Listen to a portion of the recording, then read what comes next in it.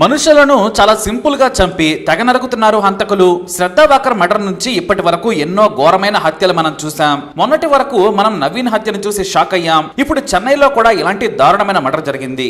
తమిళనాడులో సెన్సేషనల్ గా మారిన ఈ హత్య వెనుకున్న ప్రేమ, పెళ్లి, మోసం, వ్యభిచారం, చివరకు హత్య కథను మీరు చూడండి. చెన్నై ఇంటర్నేషనల్ ఎయిర్పోర్ట్ లోని దాయ్ ఎయిర్వేస్ లో గ్రౌండ్ స్టాఫ్ మ్యాన్ గా పనిచేస్తున్నాడు ఎం జయంతన్. ఇతని వయసు 29 ఏళ్లు. జయంతన్ చెన్నైలోని నంగనరూరులో గల తన సోదరి ఇంట్లో ఉంటూ ఉద్యోగం చేసుకుంటూ ఉన్నాడు. అయితే మార్చి 16, 2023న తన స్వగ్రామమైన విల్లుపురం వెళ్లాడు. 2 రోజులు సెలవు పెట్టి తన తల్లిదండ్రులతో గడిపాడు. తాను వస్తున్నానని మార్చి 18న సోదరికి ఫోన్ చేసి చెప్పాడు. ఆ మరునాడు ఎయిర్పోర్ట్ డ్యూటీకి వెళ్లాలని కాల్ చేసి మరీ చెప్పాడు. తన సోదరుడు జయంతన్ వస్తున్నాడని ఆమె అనుకుంది. కానీ ఉదయం కాల్ చేసిన వ్యక్తి మధ్యాహ్నం వరకు రాకపోవడంతో తిరిగి కాల్ చేయగా ఫోన్ స్విచ్ ఆఫ్ అని వచ్చింది. తన తల్లిదండ్రులకు కాల్ చేయగా చెన్నై బయలుదేరాడు కదా అని సమాచారం ఇచ్చారు. కానీ సాయంత్రం వరకు కూడా రాకపోవడంతో జయంతన్ సోదరి కంగారు పడింది. వెంటనే తమకు దగ్గరలో ఉన్న పళవతంగల్ పోలీస్ స్టేషన్ లో ఫిర్యాదు చేసింది. పోలీసులు మొదట వస్తాడులే అని చెప్పారు. ఏదైనా పని మీద వెళ్లి ఉంటాడేమో, 29 ఏళ్ల వ్యక్తి వస్తాడు అని ఆమెకు ధైర్యం చెప్పి పంపించారు. కానీ అలా 2 రోజులైంది, అయినా రాలేదు. దీంతో ఆమె మరోసారి పోలీస్ స్టేషన్ కు వెళ్లి ఫిర్యాదు చేయడంతో మార్చి 20న ఎఫ్ఐఆర్ నమోదు చేసుకుని విచారణ మొదలు పెట్టారు పోలీసులు. పోలీసులకు ఉన్న ఏకైక ఆధారం అతని ఫోన్ మాత్రమే. దీంతో లాస్ట్ కాల్ ఎవరికి వెళ్ళిందా అని విచారణ చేయడం మొదలు పెట్టారు. జయంతన్ చివరి కాల్ తన సోదరికి చేశాడు. కానీ ఆ తర్వాత భాగ్యలక్ష్మి అనే మహిళ నుంచి వచ్చింది. పోలీసులు లోతైన విచారణ చేయగా ఈ భాగ్యలక్ష్మి అనే మహిళ పుదుకోటకి చెందిన వారిగా గుర్తించారు. అక్కడి నుంచి విచారణ చేయగా దారుణమైన ప్రేమ్ కమ్ హత్య కథ బయటపడింది. జయంతన్ అమాయకత్వం కూడా ఇందులో ఉందని తేలింది. భాగ్యలక్ష్మి తన మొత్తం చరిత్రను పోలీసులకు చెప్పింది. 2020లో ఎయిర్పోర్ట్ నుంచి రాత్రి సమయంలో తన బైక్ మీద వస్తున్నాడు జయంతన్. అదే సమయంలో రోడ్డు మీద అందంగా తయారైన ఒక మహిళ పూలు పెట్టుకుని కనిపించింది. ఆమె చేయి అడ్డు పెట్టి నవ్వగానే బండి ఆపాడు జయంతన్. ఆమెను చూడగానే వాట్ ఏ బ్యూటీ అనుకున్నాడు. ఆమెతో రాత్రి గడిపేందుకు తహతహలాడాడు. ఇక తన పేరు భాగ్యలక్ష్మి అని చెప్పింది. ఆ రోజు రాత్రి తన సోదరి ఇంటికి ఆమెను తీసుకెళ్లాడు.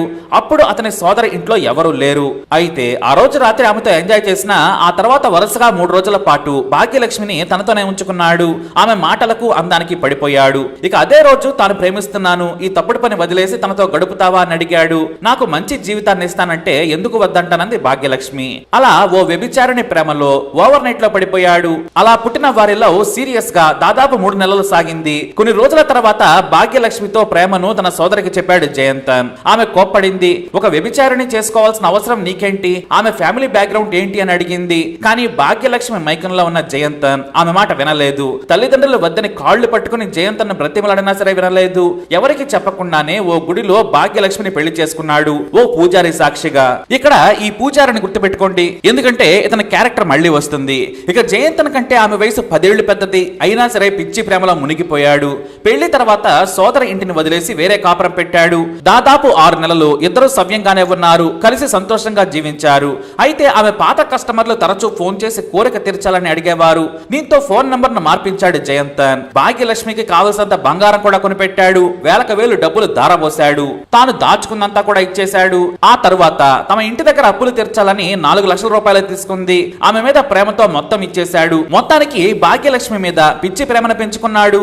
అయితే తరచూ మద్యం కావాలని, సిగరెట్ కావాలని అడగడం మొదలు పెట్టింది భాగ్యలక్ష్మి. దీంతో జయంతన్కి కోపం వచ్చింది. ఇలాంటి బుద్ధులుంటే మార్చుకోవాలని హెచ్చరించాడు. మహిళగా ఇంతకు ముందు నువ్వు ఏం చేసినా నేను పట్టించుకోలేదు, నాతో ఉండాలంటే పద్ధతిగా ఉండాలని వార్నింగ్ ఇచ్చాడు. ఆమె కూడా సరిగ్గా విన్నట్టే నటించింది. ఒక రోజున ఏకంగా తన కస్టమర్ ని ఇంటికి పిలిపించుకుని ఎంజాయ్ చేయడం మొదలు పెట్టింది. భర్త వచ్చేప్పటికీ వారిని పంపించేసేది. కొన్నిసార్లు భర్త నైట్ డ్యూటీలో ఉంటే విటిలోని పిలిపించుకునేది, మద్యం తాగుతూ ఎంజాయ్ చేసేది. దీంతో పక్కింట్లో ఉండేవారు నీ భార్య ప్రవర్తన బాగోలేదని జయంతన్కు చెప్పారు. ఇలా చేస్తే ఇల్లు ఖాళీ చేయాల్సి వస్తుందని హెచ్చరించడంతో షాక్ అయిపోయాడు జయంతన్. దీంతో వెళ్లి ఆమెను నిలదీశాడు. అవన్నీ నేను ఎప్పుడో మానేశాను, ఇలాంటి నిందలు వేయొద్దని పతివ్రతలా మాట్లాడేసింది. దీంతో ఆమెను పరీక్షించాలనుకుని తాను నైట్ షిఫ్ట్ కి వెళ్తున్నట్లు భార్యకు చెప్పాడు. తన భర్త నిజంగానే డ్యూటీకి వెళ్ళాడనుకుని విటిని పిలిపించుకుని ఇంట్లో ఎంజాయ్ చేయడం మొదలు పెట్టింది. సరిగ్గా అదే టైంలో ఎంట్రీ ఇచ్చాడు జయంతన్. సీన్ అర్థం చేసుకుంది భాగ్యలక్ష్మి. జయంతన్ గొడవ పడ్డాడు. ఇక అదే రోజు రాత్రి తన సామాన్లన్నీ సర్దుకున్నాడు.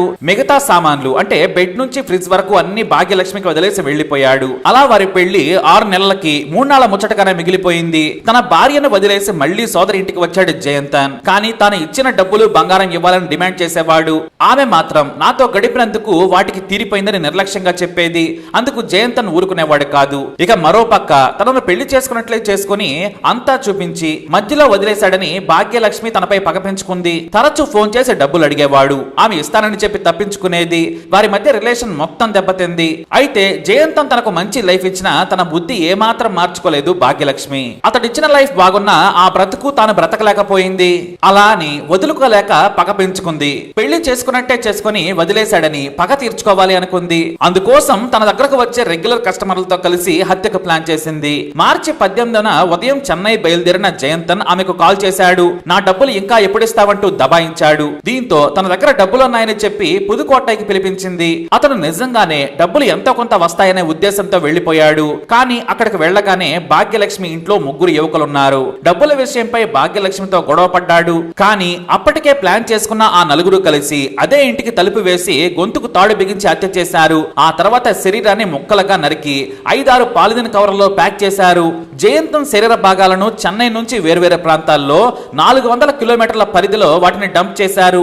కొన్ని శరీర భాగాలను తగలబెట్టారు. ఆ తర్వాత హాయిగా విటుడితో ఎంజాయ్ చేయడం మొదలు పెట్టింది భాగ్యలక్ష్మి. అలా ఇంట్లో విటుడితో ఉండగానే పోలీసులు అరెస్ట్ చేశారు. ఆమెతో పాటు విటుడిని కూడా అదుపులోకి తీసుకున్నారు. మొదట వేర్వేరు సమాధానాలు ఇచ్చి పోలీసులను తప్పుదోవ పట్టించింది. కానీ కాల్ డేటా క్లియర్ గా ఉంది.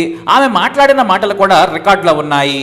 జయంతన్ ఫోన్ లాస్ట్ లొకేషన్ కూడా ఆమె ఇంటి దగ్గరే చూపించింది. దీంతో తమదైన శైలిలో విచారణ చేయడంతో ప్రేమ కథ హత్య కథ చెప్పింది. ఇక ఇక్కడ ట్విస్ట్ ఏంటంటే జయంతన్ భాగ్యలక్ష్మికి పెళ్లి చేసిన పూజారికి కూడా ఈ నేరంలో భాగం ఉంది. హత్య చేసిన సమయంలో లేకున్నా మృతదేహం తాలూకు శరీర భాగాలను డంప్ చేసేందుకు తాను సాయపడ్డాడట. ఇతను కూడా భాగ్యలక్ష్మికి రెగ్యులర్ కస్టమర్ అట. వారిద్దరు పెళ్లి చేస్తూనే కైపుగా ఇద్దరు చూసుకున్నారు. ఆమె శృంగారంలో మంచి ఆనందాన్ని ఇస్తుందని, అందుకే ఆమెతో గడిపేందుకు ఇష్టపడ్డానని, మృతదేహం పోలీసులకు దొరకకుండా దాచిపెట్టేందుకు సాయం చేశానని చెప్పాడు. ఎందుకంటే ఆమె ఎప్పుడంటే అప్పుడు వస్తానని చెప్పిందట. కామం కోసం లొంగిపోయి కటకటాల పాలయ్యాడు పూజారి. మొత్తం 5గురు జయంతన్ నేరంలో పాలు పంచుకున్నారని పోలీసుల విచారణలో తేల్చారు. అలా వ్యభిచారిని ప్రేమించి హత్యకు గురయ్యాడు జయంతన్. ఇప్పుడు మృతదేహం తాలూకు శరీర భాగాలను వెతకడం మొదలు పెట్టారు పోలీసులు. అది వారికి ఇప్పుడు సవాలుగా మారింది.